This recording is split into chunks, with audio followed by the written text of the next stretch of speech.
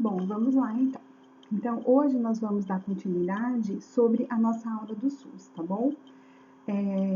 Qualquer dúvida que vocês tenham, qualquer coisa, vocês podem me interromper, tá? É só vocês ligarem o microfone e podem me interromper, porque agora eu não tenho mais acesso ao chat, tá? Então, me interrompa, não tem problema, que daí a gente vai conversando, tá bom? Então, vamos lá. Eu só voltei um pouquinho da nossa aula passada, que é para a gente para a gente retomar um pouquinho sobre essa parte do conceito do SUS. Tá? Então, o SUS, segundo a lei, né, 8.080 de 1990, que foi uma das leis que surgiram depois da Constituição Federal, né, de 88. Então, a Constituição Federal de 88, ela criou o SUS, tá? E a lei, né, 8.080, ela veio para complementar algumas informações relacionadas ao SUS que ficou em aberto, tá?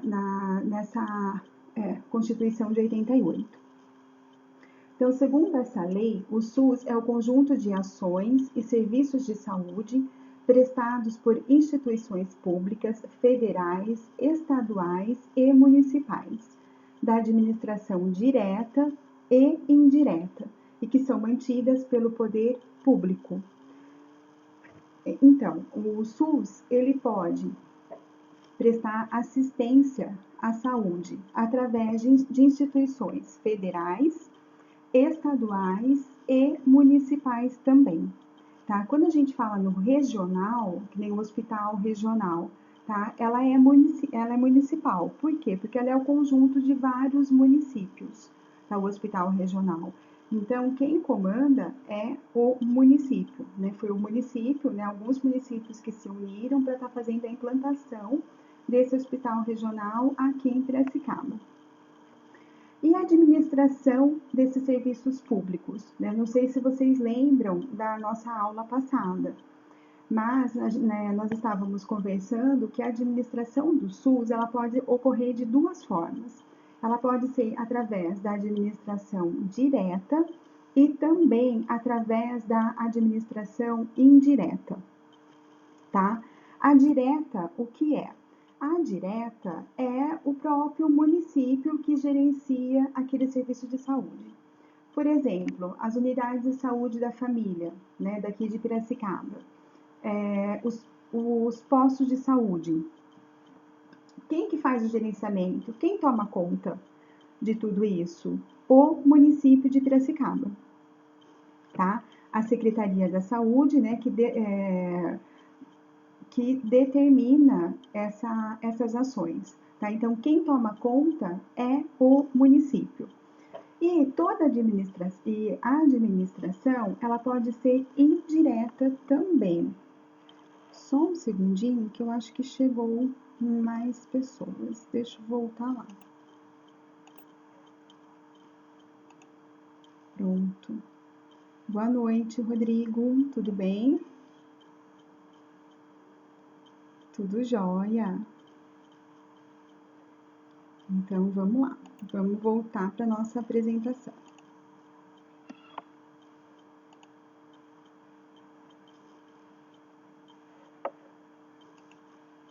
Opa. Vocês estão vendo a tela do SUS? Ah, então tá jóia. Então, continuando. Tá? A gente tá voltando um pouquinho no que a gente falou na nossa aula passada, tá bom? Então, o que a gente estava falando, né, em relação às administrações. Tem também a administração indireta. Na verdade, essa administração indireta, apesar da lei, né, de 1990, tá falando que essa administração já pode ser, ela é uma administração até que recente, tá? Não faz assim tanto tempo que o SUS ele começou a utilizar um pouquinho mais dessa administração indireta. A administração indireta é o seguinte, como eu estava falando com vocês até da outra vez, vamos pegar o exemplo do hospital regional. O hospital regional daqui, quem foi atrás, né, para conseguir dinheiro, para levantar o hospital foi tudo município, tá, de Piracicaba e os outros municípios menores que fazem parte daqui de Piracicaba. A gente já vai falar um pouquinho sobre eles daqui a pouquinho. Então, eles se uniram para ter um hospital público aqui na cidade, tá? Porque até então nós não tínhamos esse hospital público, nós tínhamos os hospitais que eram filantrópicos, né? Vocês devem ter visto até isso com a Elisa já. Os hospitais filantrópicos, eles atendem tanto particular, eles atendem um convênio e eles atendem o SUS também, tá? Mas o hospital regional, ele só atende o SUS. Ele não atende convênio, não atende particular, né? Ele é voltado para o SUS. O foco dele são os pacientes do SUS. E quem toma conta? Então, a Prefeitura de Piracicaba, junto com outras prefeituras menores, foram atrás para levantar dinheiro, levantar verba, construir o hospital e também equipar o hospital. Tá? Mas quem toma conta é a prefeitura? Não, tá? Não é a prefeitura. Quem toma conta do hospital regional é a Unicamp.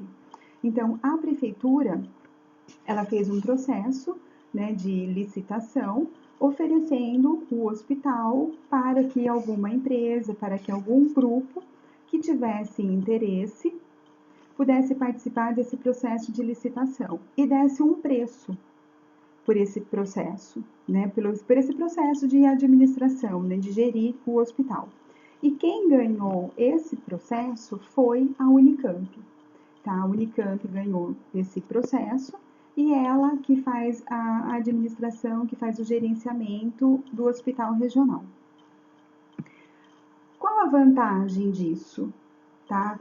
Por quê? Porque tem que ter vantagens, né? Se não tivesse vantagem, por que ia tirar da administração pública, né, do município e passaria para uma empresa, para um grupo de pessoas tomar conta? Se a gente olhar, a administração pública, ela é muito lenta, né? O dinheiro público, de forma geral, o que acontece? Ele tem que ser administrado de maneira eficaz e tudo tem que ser comprovado, né? Que foi feito, que foi gasto e tudo mais. Então, dessa forma, é tudo muito demorado, né? O processo de compras demora muito tempo. Eu não sei se eu comentei com vocês da outra vez, mas a prefeitura, o departamento de assistência farmacêutica daqui de Piracicaba, eles fazem compra uma vez no ano, apenas. Por quê? Porque é demorado e tem que fazer o processo de licitação. Tá? Só para abrir esse processo de licitação, de área oficial, esperar as pessoas encaminharem a proposta, escolher qual é a melhor proposta, isso tudo demora muito tempo, tá? Demora cerca de 4 meses, 5 meses esse processo. Então, o departamento aqui da assistência farmacêutica só consegue fazer compra uma vez no ano. Se faltar algum medicamento, qual é a primeira opção de escolha? Tentar emprestar de outro município. Só que tirando Piracicaba, o município um pouquinho maior que faz parte do município de Piracicaba é Limeira. Só que mesmo assim, Limeira acaba sendo menor do que Piracicaba. Então, o nosso grande problema está aí. Por quê? Porque a gente não tem de onde emprestar.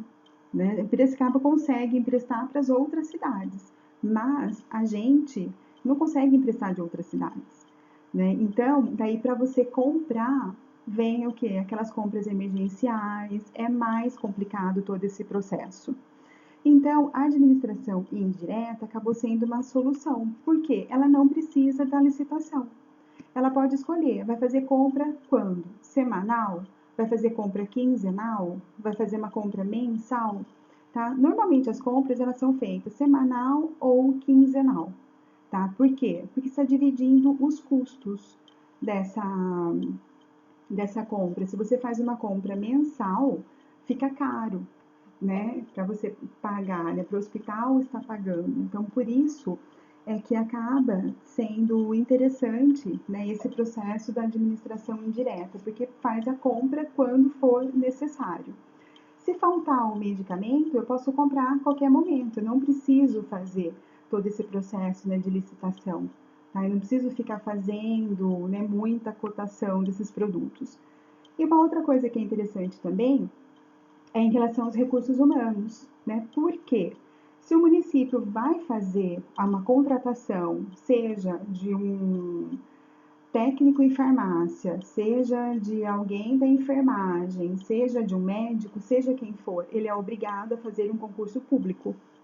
Porque só vai entrar para trabalhar quem fizer concurso público, tá? Mas o que que acontece? Um processo para esse concurso público, ele demora também, ele leva um tempo, tá? E nesse processo da administração indireta, não vai demorar tanto tempo assim. Porque pode fazer um concurso? Pode.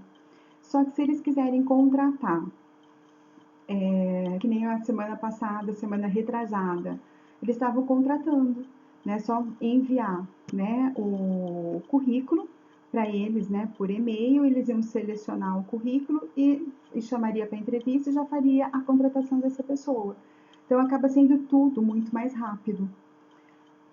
Então, são principalmente essas vantagens que se tem na administração indireta, tá? Para dar mais, para esse processo não ser tão demorado, para tentar dar uma agilidade nesse processo. É por isso que foi criada também essa administração indireta. Então, o SUS é um serviço, né, um conjunto de ações, tá? Serviços de saúde, né, que podem prestar um serviço para a população. E quem vai prestar esse serviço?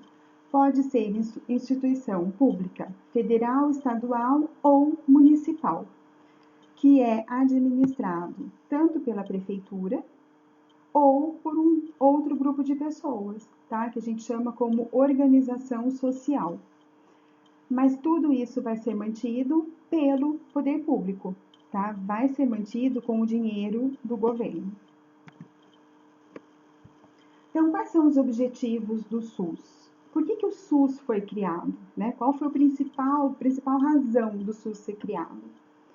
Primeira delas, identificar e divulgar os fatores condicionantes e determinantes da saúde. Então, a gente tem que identificar em uma população, tá? Vamos pegar a população de Piracicaba. Então, eu tenho que identificar quais são os fatores condicionantes e determinantes da saúde da população aqui de Piracicaba, mas não adianta só eu identificar, eu tenho que divulgar, né? Eu tenho que mostrar para a população também, né, quais são esses fatores que podem levar a pessoa a ter uma saúde ou não. Então, entre esses fatores, tem uma unidade curricular, a 8, que a gente vai falar bastante sobre isso, tá? Os fatores condicionantes e determinantes da saúde. Mas o que é, né, um fator condicionante, determinante para a pessoa ter uma saúde ou não? A renda dessa pessoa, ou seja, o salário, o quanto que a família ganha no mês, tá? Isso é importante. Por quê? Porque esse fator da renda pode levar, né, pode ajudar a outros fatores. Por exemplo, se a pessoa tem uma renda boa, isso quer dizer o quê? Ela vai morar bem, né? Ela vai ter uma casa legal para ela morar, ela vai ter saneamento básico, ela vai ter coleta de lixo, ela vai ter água encanada, o esgoto dela vai ser tratado, ela vai ter dinheiro para colocar comida na mesa, tá? Uma comida saudável.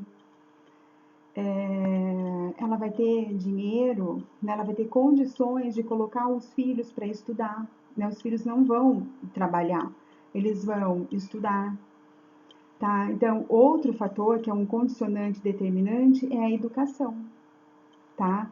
A educação é algo que influencia muito na saúde da pessoa. Então, quanto mais a pessoa estudar, mais conhecimento essa pessoa tem. E com isso ela vai cuidar melhor da saúde dela e de outras pessoas que estiverem perto também. Segundo, formular política de saúde destinada a promover o acesso de todas as pessoas aos serviços de saúde. Por quê? O SUS ele é universal, né? Todas as pessoas têm acesso, né? Devem ter acesso aos serviços de saúde. Então, isso fica em aberto e tem que formular políticas para trazer, né, essa pessoa, para levar essa pessoa ao serviço de saúde. E 3, assistência às pessoas através de ações de promoção, proteção e recuperação da saúde. Tá? Isso daqui, esses dois últimos, eles fazem parte das diretrizes do SUS também. Então, eu tenho que olhar para a pessoa e ver qual é a ação que eu tenho que fazer com ela. Eu tenho que fazer uma promoção de saúde?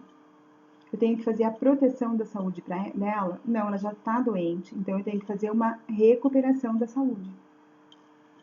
Então, aqui eu posso pensar, se eu vou fazer com aquela pessoa uma palestra, tá? Para falar para ela sobre os benefícios de uma alimentação saudável, de fazer uma caminhada, de fazer um exercício físico, tá? Por quê? Porque essa pessoa, muitas vezes, ela já vem de uma família que é hipertensa e diabética. Então, se eu agir na promoção da saúde dessa pessoa, falar desses benefícios, eu posso atingir justamente esse ponto. Porque se a pessoa tem na família, né, os pais, os avós que são hipertensos e diabéticos, a chance dessa pessoa vir desenvolver a doença é muito grande. Então, eu já faço palestra e já tento o quê? Cuida da sua saúde. Né? A gente já tenta falar para essa pessoa, cuida da sua saúde, tem uma alimentação saudável, tenta fazer um exercício físico, vai no médico, vamos fazer exame, tá? Para tentar prevenir, né, as doenças. Proteção, vacinação, tá? Vacinação é uma proteção que o serviço de saúde oferece. Então, ele está protegendo contra uma gripe, contra um sarampo, contra uma rubéola, contra a catapora, por exemplo. E quando a pessoa está doente, já não tem jeito, né? Nós vamos tentar recuperar a saúde daquela pessoa. Então, para isso, ela precisa de um médico, ela precisa de medicamentos, às vezes ela precisa de uma fisioterapia, às vezes ela vai precisar de uma cirurgia. Então, nessa recuperação, vai ver qual é a necessidade da pessoa e essa pessoa vai ser encaminhada de acordo com a necessidade dela. Agora, a gente vai falar um pouquinho sobre os princípios do SUS. A partir de agora, a gente vai começar a entender um pouquinho mais como funciona o SUS, tá? Qual é o mecanismo de funcionamento do SUS. Então, o SUS, ele tem os princípios doutrinários e os princípios organizacionais. E tudo isso deve ser feito, deve ser realizado através do controle social. Quais são os princípios doutrinários? Universalidade, integralidade e a equidade. E os organizacionais? Descentralização, regionalização e a hierarquização. Tá? A gente vai falar sobre cada um deles. Começando então pelos princípios doutrinários, nós vamos falar um pouquinho sobre a universalidade. O que vem a ser, né, universalidade, né? Uma palavra grandona, né? Universalidade. O que vem a ser isso? A universalidade, ela fala que todas as pessoas têm direito ao atendimento. Todas as pessoas têm que ter acesso aos serviços de saúde, independente da cor, independente da raça, da religião que ela tem, do local em que essa pessoa mora, se ela tem emprego ou não, e independente da renda, tá? Ou seja, toda pessoa tem direito aos serviços de saúde do SUS. A universalidade fala isso. Então, todas as pessoas, tá? Ah, mas essa pessoa, ela mora num condomínio fechado que é assim super elitizado. A casa dela tem mais de 1.000 metros quadrados, tem 2 piscinas na casa dela, tem academia de ginástica, tem tudo. Ela pode usar o SUS? Pode. Então, mas essa pessoa aqui, ela mora numa região da cidade que assim não foi planejado, né, o bairro tinha um terreno, eles invadiram o terreno, fizeram um monte de casa de madeira lá. Eles não têm emprego, né? Eles não têm emprego, eles não conseguem, né, ter um emprego. Eles não têm água encanada, não têm esgoto, não passa coleta de lixo, né, na casa dessa pessoa, não tem nada. Essa pessoa tem direito ao SUS? Tem. Também tem direito ao SUS, tá? Então, independente da cor, da raça, religião, se a pessoa mora num lugar chique, num lugar sofisticado, num bairro muito bom, se a pessoa mora em um bairro que não foi planejado, tá? Num bairro que nem existe um nome para aquele bairro ainda, tá? A pessoa não tem renda nenhuma, ou a pessoa ganha 30 mil reais no mês, tá? Tem direito ao SUS? Tem, tá? Todas as pessoas têm direito ao SUS. E a equidade, né, que é o segundo princípio do SUS. A equidade, ela funciona da seguinte forma. A rede dos serviços de saúde, ela tem que observar quais são as necessidades de cada uma das pessoas. Ou seja, ela tem que ficar atenta para as desigualdades que existem, tá? Naquela comunidade, naquela cidade. E observando aquela desigualdade, ela tem o objetivo de ajustar todas as ações que esse serviço de saúde vai fazer segundo a necessidade da população, tá? Segundo a necessidade daquela população que vai cobrir, que vai utilizar aquele serviço de saúde. Em outras palavras, a equidade é tratar desigualmente os desiguais, tá? Acho que vocês não entenderam nada, né? Mas vamos lá. O que vem a ser a equidade? Uma pessoa é diferente da outra, tá? Uma pessoa, ela tem necessidades diferentes. Uma pessoa tem necessidade completamente diferente da outra pessoa. Então, eu preciso ver qual é a necessidade daquela pessoa, tá? E de acordo com a necessidade daquela pessoa, eu vou tentar resolver o problema dela. Eu gosto muito dessa figura que está aqui, que agora tá difícil, né, da gente ver direito essa figura. Só um segundinho, deixa eu ver se eu consigo arrumar aqui. Eu não tô conseguindo. Bom, é o seguinte, essa figura aqui, o que ela mostra? Tá? Ela mostra o seguinte, nessa primeira fotinha tem o homem, né, grandão lá, um adulto já, tem um menininho e do lado tem praticamente um bebezinho lá. Para cada um deles foi dado o quê? Uma caixa. Então, o que aconteceu? O homem grandão subiu lá na caixa para ver o jogo. O menininho, que já, né, subiu na caixinha, ó, ele conseguiu ver o jogo também, né? Deu certo, deu bem a altura dele lá, o rostinho dele tá bonitinho aparecendo lá, ele vai tá conseguindo ver o jogo. E o pequenininho lá, tadinho, deu uma caixa, mas resolveu o problema dele aquela caixa? Não. Por quê? Porque ele não está conseguindo enxergar nada. Tá? Então, nessa primeira figura, o que eu estou fazendo? Eu estou tratando as três pessoas igualmente. Tá? Eu estou olhando o problema de cada um deles, só que eu estou resolvendo da mesma forma. Então, ó, eu tenho 3 caixas aqui, cada um fica com uma caixa. Tá? Então, mas o pequenininho aqui eu não consigo enxergar. O que eu tinha que fazer era isso, né? Eu tenho que tratar todo mundo igual. Então, tem uma caixinha aqui para cada um, então, né? Tipo, se vira.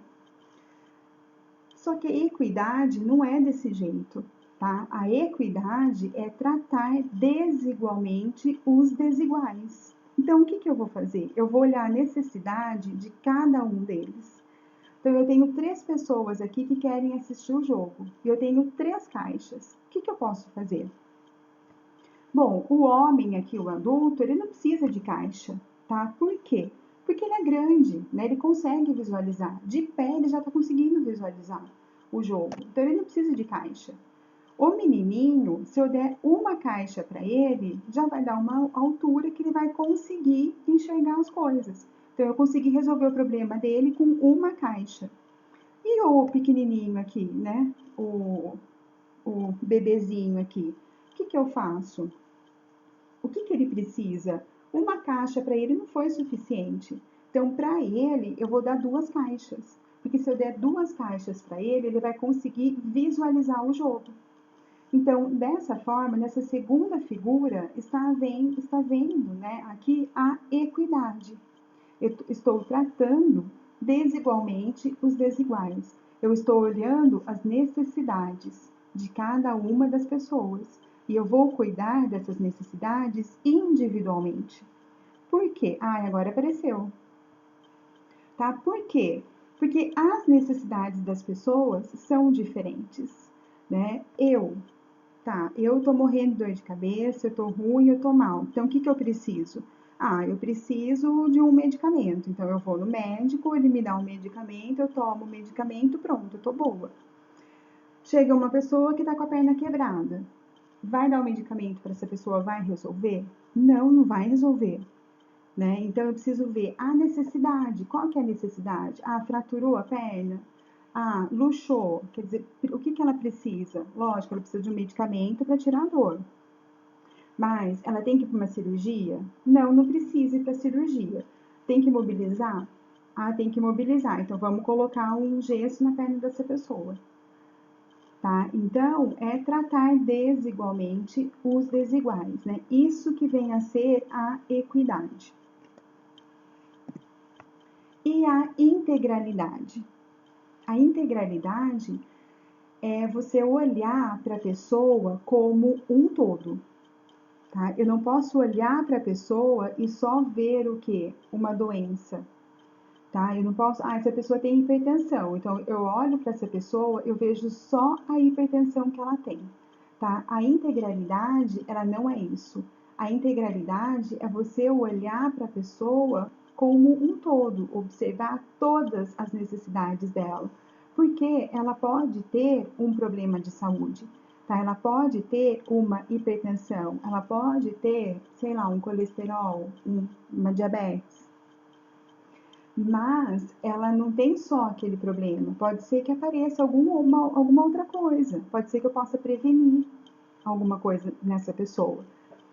Então, nessa integralidade, as ações de saúde, elas são voltadas tanto para a prevenção como para a cura. Os serviços de saúde, eles devem funcionar olhando o indivíduo de uma forma integral. Oi, pode falar.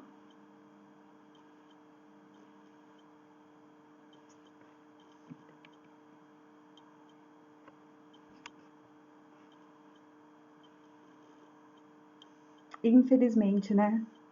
Tá vendo? O que eu tava falando para vocês, acho que lá no primeiro dia, né, das nossas aulas aqui do SUS. Gente, o SUS, ele é lindo, tá? O SUS, ele é maravilhoso. Tá? Vocês estão começando a ver agora um pouquinho mais a respeito do SUS.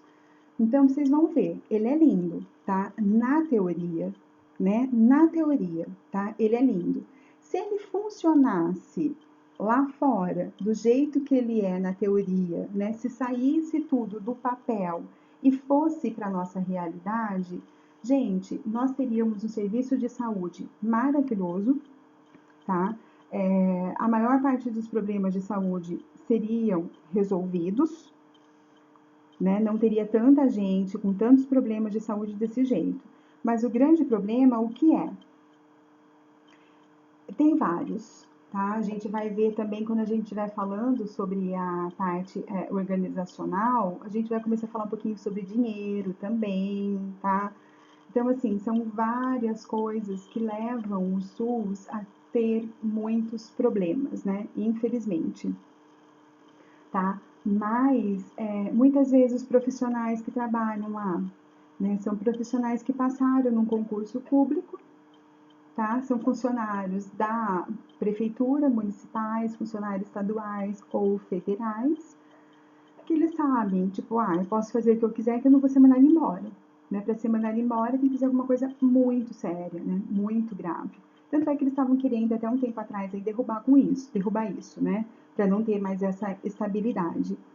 E, de certa forma, as organizações sociais, né, essa administração indireta do SUS, ela veio um pouquinho também para contribuir com isso daqui, tá? Para tentar um pouquinho mexer, né, nessa estrutura do SUS e colocar, né, profissionais lá dentro mais assim capacitados, pessoas mais interessadas na outra pessoa, né, pensando mais no processo da humanização, que a gente falou um pouquinho também na aula passada, né? Infelizmente, não funciona tudo redondinho. Se funcionasse na prática, como é na teoria, seria tudo uma maravilha, né? Mas vocês vão ver várias outras coisas também que vocês não vão concordar. Mas vamos lá, vamos continuar então. Se vocês quiserem falar alguma coisa, pode falar, tá? Vocês fiquem à vontade. Pode abrir o microfone e pode interromper a hora que vocês quiserem. Oi.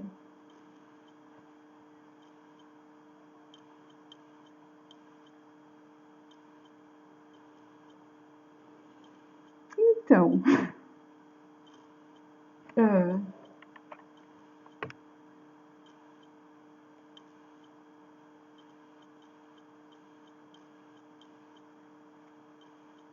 aham. Foi aquilo que a gente falou, tá? A universalidade. Todas as pessoas, elas têm direito ao SUS. Mesmo se a pessoa tem convênio, ela tem direito ao SUS, tá? E pode perguntar, para que eles vão perguntar, né? Vem essa, né, a primeira coisa que me passa pela minha cabeça, né? Quer dizer, por que perguntar? Porque, tipo, se fosse se tiver convênio, então eles vão falar para você, então vai no convênio e não vem aqui, que aqui tá cheio e tal. Eu tava dando essa aula uma vez para uma turma do atendente de farmácia.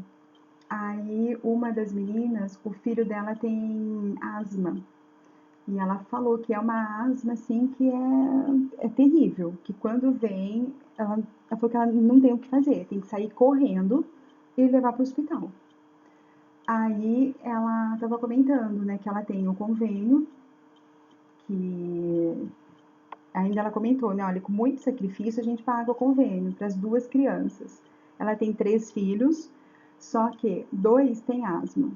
A menina não tem. Então ela paga para os 2 meninos que têm asma e para a menina que não tem asma, ela não paga porque ela não tem condições de pagar convênio para as 3 crianças. Aí ela pegou, ela foi, né, levou a criança no convênio, disse que demorou um tempão lá para atender no convênio. O marido dela falou assim, ó, tá vendo, tinha um posto de saúde do lado de casa, devia ter levado no posto de saúde, né? Ficaram um tempão lá, chegou lá, disse que uma médica que mal olhou para a cara deles, mandou o menino para fazer a inalação, né? Deu uma receita, acabou a inalação, vieram embora. No outro dia, o que aconteceu? A criança ficou com asma de novo. Aí foi assim um negócio que o marido dela falou assim: olha, tem que levar ele correndo, porque ele não tá bem, vamos levar aqui no pronto-socorro. Aí eles pegaram e levaram no pronto-socorro. Na hora que entraram no pronto-socorro, acho que devia estar meio vazio, né? Não sei, ela não entrou em tantos detalhes assim. Mas logo quando viram o menino, já pegaram o menino e falaram assim: mãe, vem pra cá. Levaram ela numa salinha e já colocaram o menino no oxigênio. Coisa que no convênio não fizeram, né? E depois diz que veio o médico, diz que deu toda a atenção, ficaram lá um tempão com a criança e tal. Mas ela estava enfatizando justamente isso, né? Que, lógico, depende muito, né? Onde você vai, depende muito de quem está de plantão. É uma série de coisas, né? Mas ela estava comentando isso, né? Ela falou assim, então, às vezes a gente fala tão mal, né? Do SUS. Ela falou assim, eu levei meu filho lá, meu filho foi melhor atendido no SUS do que no convênio. Deram mais atenção para ele, né? No SUS.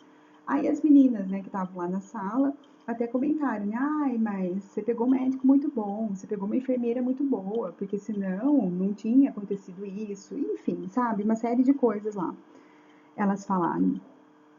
Mas em relação a isso, quer dizer, tanto faz se você tem um convênio ou não, entendeu? Às vezes você tem um convênio, só que você está numa outra cidade, você não conhece as coisas, você passou na frente de um pronto-socorro, você entrou.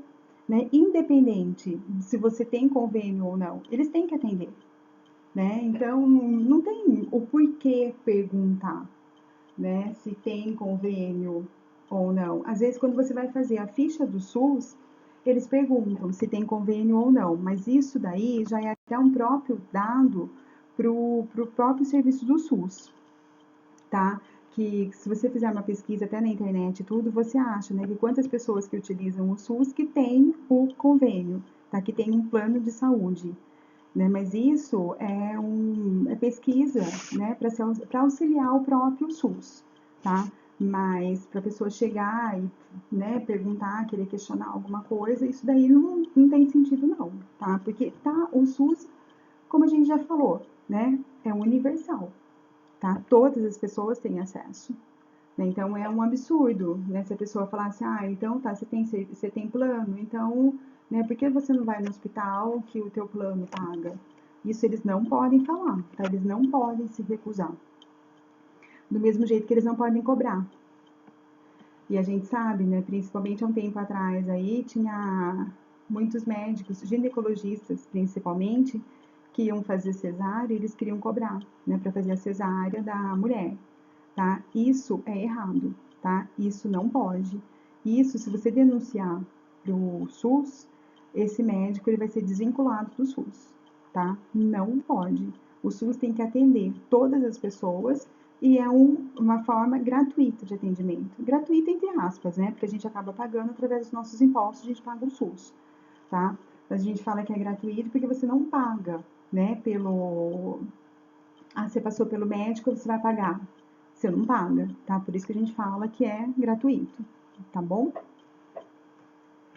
Então, continuando, né?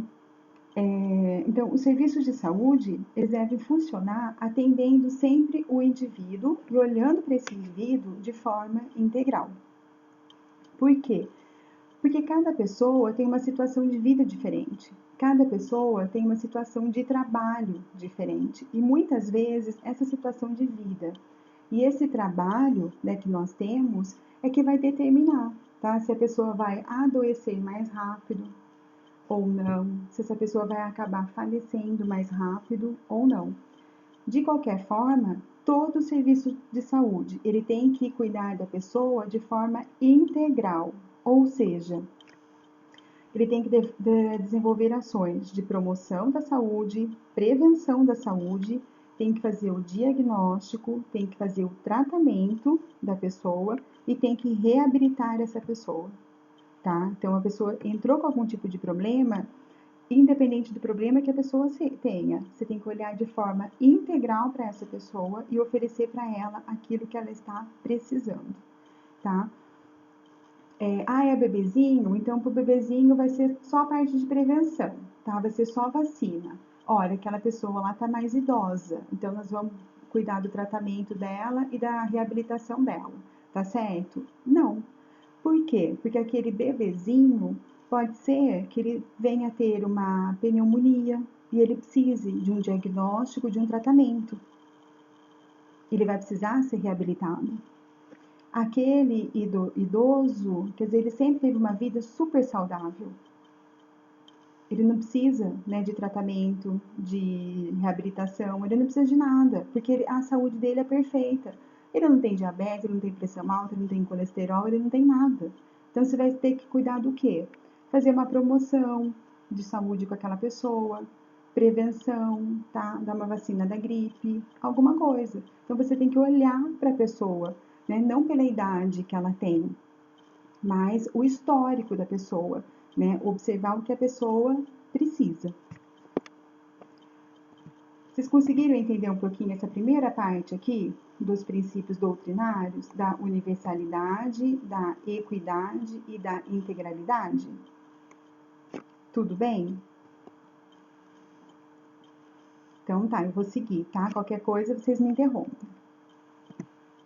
Então agora a gente vai falar um pouquinho sobre os princípios organizacionais, que ele começa pela descentralização, tá? Essa descentralização é uma parte, né, que é super importante no SUS, tá? Por quê? Porque no SUS nós temos três esferas: a federal, a estadual e a municipal. Então, eu preciso dessa descentralização. Por quê? Porque ninguém melhor do que o Estado sabe as necessidades das cidades que fazem parte daquele Estado e ninguém melhor do que o município para saber as necessidades daquela cidade ou também, né, daquelas outras cidades menores que fazem parte desse município. Então, por isso, o SUS ele trabalha com esse processo de descentralização, tá? Quem tem, né, maior poder de decisão sobre as necessidades do município é o próprio município. Então, o município ele recebe dinheiro justamente para cuidar dessa parte de prestação e gerenciamento dos serviços de saúde, tá? Em outras palavras, essa descentralização, ela cuida também da parte de transferência de recursos financeiros, ou seja, ela cuida do fundo de saúde. Quando a gente fala de os fundos de saúde, a gente está falando do dinheiro que é transferido, tá, das várias esferas. Então, o que que acontece? Quem cuida, né, do dinheiro, que pega todo o dinheiro que é, que é voltado para o SUS? O governo federal, tá? Então, o governo federal, ele pega, ele arrecada todo o dinheiro. Aí, ele vai distribuir para os estados esse dinheiro. Então, ele vai olhar para todos os estados, tá? Ele olha para o estado de São Paulo, para Minas, para o Rio de Janeiro, ele olha lá para o Rio Grande do Sul, para o Paraná, olha para a Bahia, olha para o Espírito Santo, quer dizer, ele olha para todos os estados. E daí ele vai ver as necessidades de cada um desses estados, a população que tem em cada um desses estados, o município que tem, tá, que fazem parte desse estado, e vai distribuir o dinheiro. Quanto maior o município, né, quanto maior o estado, quanto mais habitantes ele tem, mais dinheiro ele recebe. Tá? Então, o dinheiro saiu da mão do governo federal e foi para as mãos do governo estadual. Aí, o governo estadual, tá? Vamos pegar aqui o governo de São Paulo, tá? O governo de São Paulo recebeu lá de Brasília um valor X para a manutenção do SUS. Então, o governo de São Paulo pegou esse dinheiro. O que ele vai fazer? Ele vai olhar para todos os municípios, né? Quantos municípios o estado de São Paulo tem? Qual é a população que cada um desses municípios atende? Tá? Não é bem assim isso de município. A gente já vai falar, né, o termo certo aqui. Só estou falando isso para vocês entenderem. Na verdade, são conjuntos, né, de municípios. São diretórios regionais de saúde. Então, o Estado ele vai olhar para esses diretórios regionais de saúde, ver quais são as cidades que fazem parte, qual é a população que eles atendem, né, para destinar a verba. Tá? Então, a verba sai do estadual e vai para o governo municipal. Aí, o governo municipal, ele olha, né, o que o município está precisando, o que eu vou fazer com esse dinheiro? Olha, eu estou precisando comprar medicamento, então vamos comprar medicamento para abastecer as farmácias municipais. Estou precisando também de medicamento para abastecer a farmácia de alto custo. Então vamos lá, vai dinheiro para abastecer a farmácia de alto custo. Bom, esse dinheiro aqui queimou o aparelho lá de raio-x lá do COT, tá? Da central lá de ortopedia. Então, vai precisar arrumar. Então, uma parte desse dinheiro vai para arrumar aquilo. Tá? Então, vocês entenderam? A descentralização é justamente isso. Sai do governo federal, e vai para o estadual, de acordo com as necessidades daquele estado. Sai do estadual e vai para o municipal, olhando as necessidades de cada um dos municípios, tá? Então, esse dinheiro, né, esse fundo de saúde, ele é transferido do governo federal para o governo estadual, depois do governo estadual para o governo municipal. A esse processo de transferência, tá? Desse capital, desse dinheiro. Continuando, tem o processo de regionalização.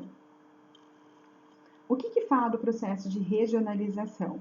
Então, ele orienta o processo de descentralização das ações e dos serviços de saúde. Então, o sistema regional, ele tem a participação de 3 entes federados, né? Que é o município, o estado e a União, que é o governo federal. Então, esses 3 entes, eles visam o quê? Garantir a integralidade da atenção, tá?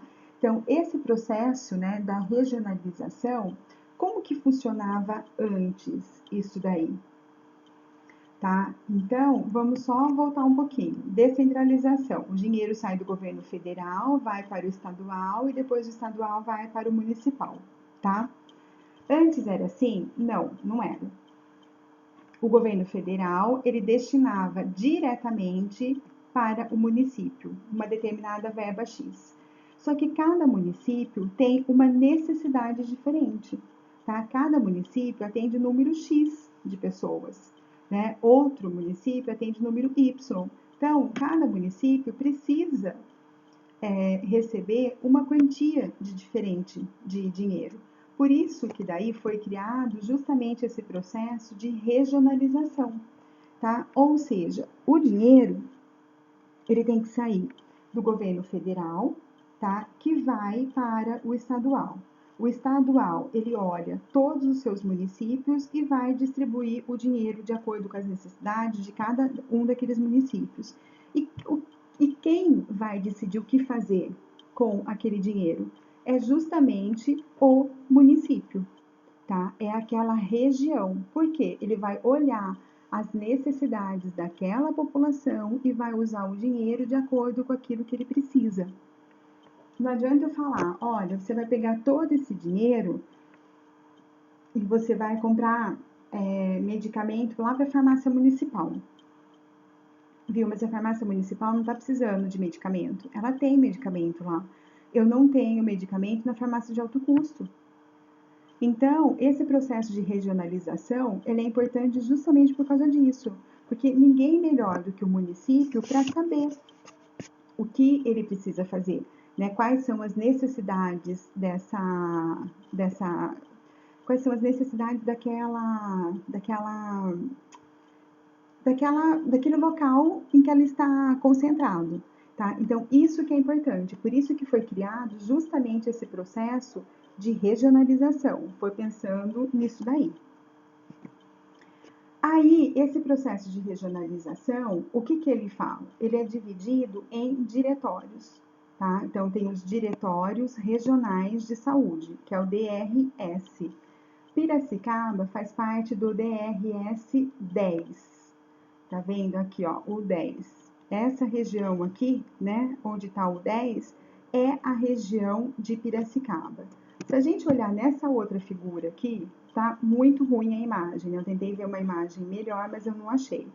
Então, aqui, essa em verdinho aqui mais claro, bem quase que no meio do mapa, é a DRS 10, que é a região aqui de Piracicaba. Quem faz parte?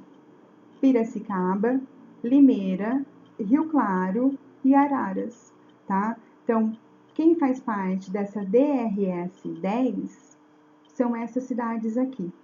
E todas as cidades menores aqui no entorno, né? Vamos pegar, por exemplo, Rio das Pedras, Mombuca, Águas de São Pedro, tá? Todas as cidades menores, Santa Maria da Serra,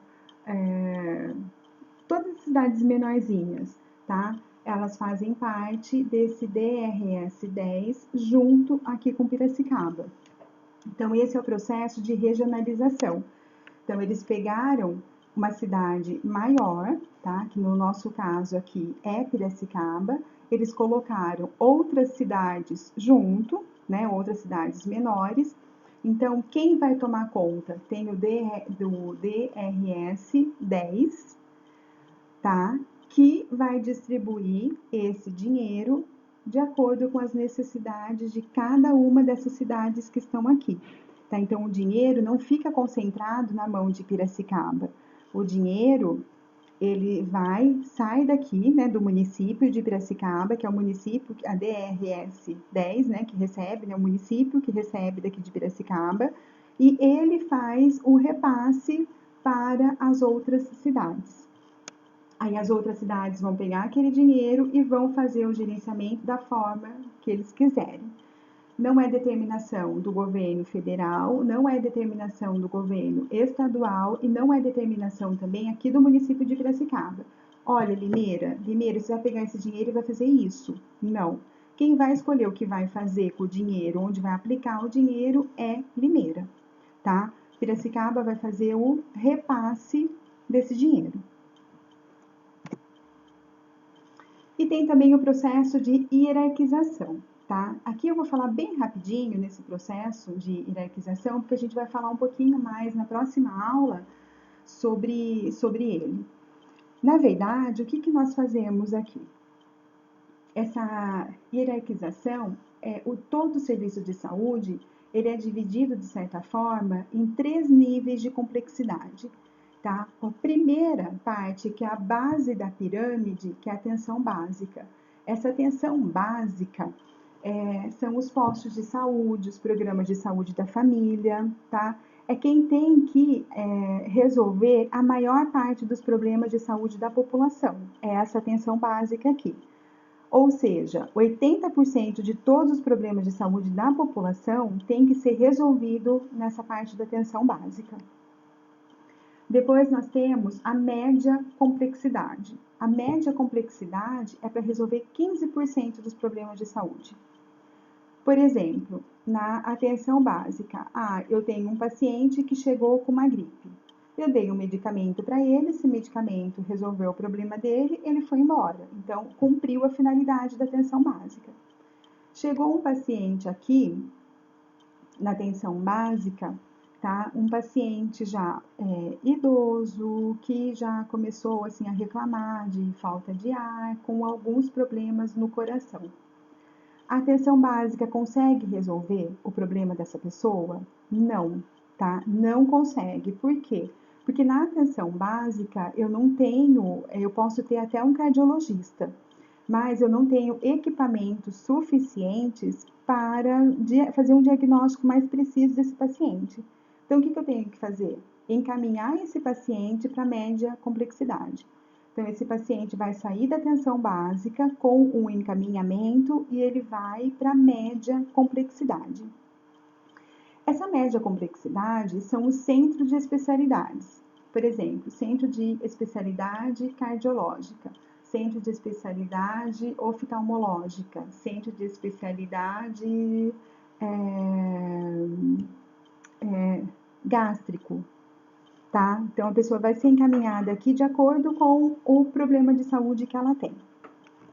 Então, vamos supor, esse senhorzinho, ele saiu daqui da atenção básica, foi para média complexidade, passou por um cardiologista, o cardiologista pediu um ecocardiograma para ele, por exemplo. No ecocardiograma, ele viu, né, o ecocardiograma, tudo, então, olha, o senhor vai tomar esses medicamentos e pronto, tá? A gente conseguiu resolver o problema desse senhor na média complexidade. Então, o senhorzinho entrou aqui, entre os 15%, né, dos problemas de saúde que foram resolvidos. Passando da média complexidade, nós temos a alta complexidade. Quando a gente fala de alta complexidade, a gente está falando em hospitais. Tá? Os hospitais, só vai ser encaminhado para os hospitais cerca de 5%. Por quê? Porque os outros problemas a gente consegue resolver na atenção básica ou na média complexidade. Pegando o exemplo do senhorzinho. Tá, o senhorzinho passou por aqui, o médico, né, o cardiologista, pediu um ecocardiograma. O ecocardiograma detectou um problema na válvula cardíaca, tá? Consegue resolver aqui? Não, não dá para resolver, precisa de uma cirurgia. Então, ele vai sair daqui da média complexidade e ele vai para alta complexidade, tá? Aí na alta complexidade ele vai fazer uma cirurgia e para isso ele precisa do hospital.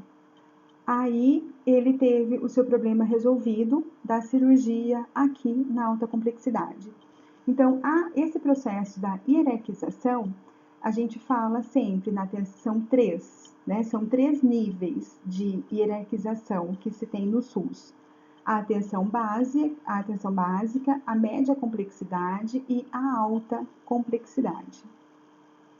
Tá? Então, são esses 3 níveis. Então, qual é a porta de entrada para o SUS? É o hospital? Não, tá? Não é o hospital. A pessoa está passando mal, ela está ruim, ela não pode ir direto para o hospital. Onde ela tem que ir? Lá para a atenção básica, tá? A porta de entrada para o SUS é a atenção básica, tá? A porta de entrada nunca vai ser a média complexidade nem a alta complexidade. Se a pessoa chega em um desses lugares aqui, o que que acontece? Essa pessoa vai ser barrada, tá? Eu estava no hospital uma vez, eu estava com meu pai, né, que não estava legal, fui no hospital com ele. Eu estava grávida, né, acho que estava grávida de uns 8 meses, estava com um barrigão enorme. Isso acho que era umas 10, 11 horas da noite. Eu lá com meu pai e minha mãe no hospital. E meu pai passando mal. Daqui a pouco chega um moço desesperado que estava num táxi, que a mulher dele estava em trabalho de parto, tá? A mulher dele estava em trabalho de parto e estava no hospital. O cara chegou desesperado, então minha mulher está com trabalho de parto, eu tive que pagar um táxi para vir aqui com ela e tal. Tem como atender? Não. Eu parei, fiquei olhando, falei, gente, a mulher tem trabalho de parto. Falei assim, podia ser eu. Eu comecei a ficar desesperada, né? Podia ser eu. Aí ele falou assim, não. A mulher falou assim, olha, não tem. Você vai ter que ir lá no pronto-socorro, tá? O pronto-socorro vai entrar em contato com a central do SUS. No SUS, eles vão dar um número, né? E vão ver o hospital que pode receber a tua esposa. Aí a tua esposa vai sair do pronto-socorro e vem direto para o hospital. Mas ela tem trabalho de parto lá. Sinto muito, nós não podemos fazer nada. Você tem que fazer isso.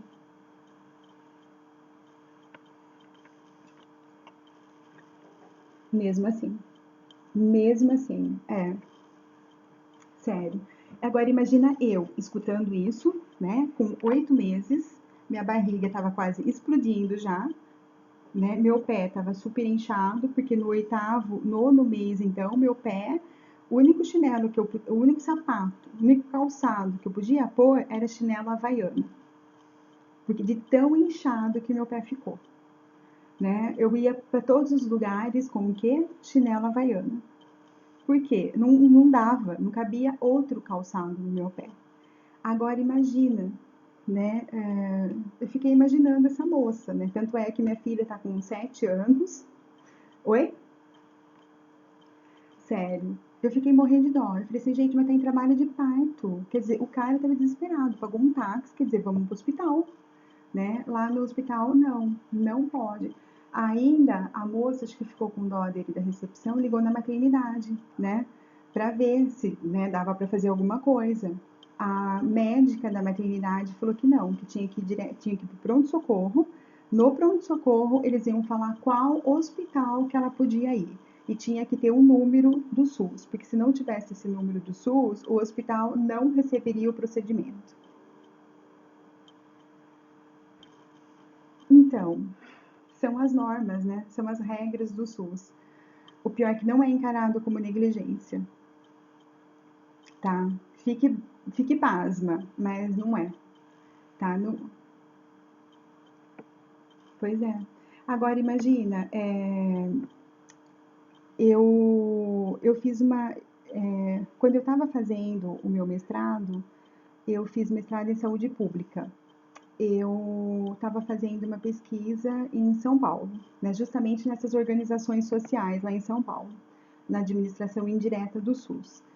Aí, uma das coisas, né, que eles falaram, né, bastante, que eu trabalhei com qualidade dos serviços de saúde. E uma das coisas que eles mencionaram muito foi em relação a esse processo aqui, ó, de hierarquização, tá? Porque as pessoas não sabem, né, desse processo de hierarquização. Então, você deveria, o que o governo podia fazer, né, o SUS podia fazer?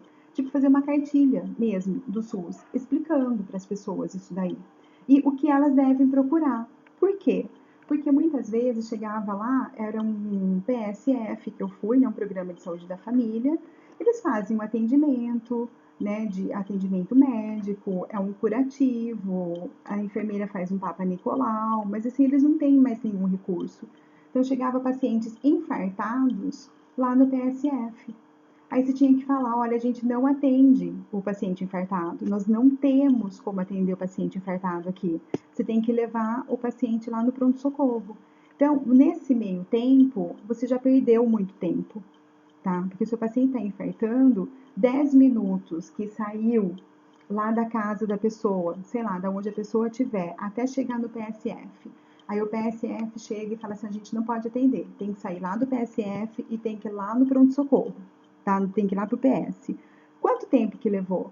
Tipo, meia hora. Dependendo da onde a pessoa mora ou onde a pessoa estava, demora muito mais. Então, esse tempo já é um tempo que muitas vezes, quando a pessoa chega, já não tem muito o que fazer.